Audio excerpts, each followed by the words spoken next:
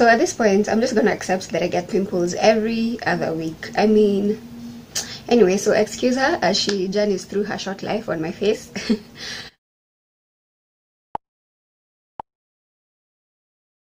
First things first, I'm gonna moisturize my face, and I'll be using this shea butter.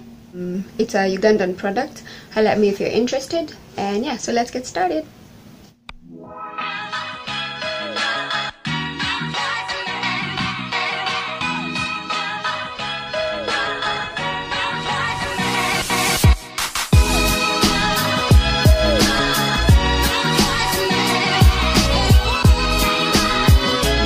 So for my primer, I'm going to be using Milk of Magnesia. This is this brand. Now, I've read the side effects, the long-term side effects it has, and no, I do not recommend this, so I will not give a review or anything like that. I'm just trying for trial's sake, yeah? And yeah, so don't use it. Or if you do, I don't know, tell me your experience. I'm just using it this one time for, you know, trial's sakes, but yeah, I don't intend to use it for long.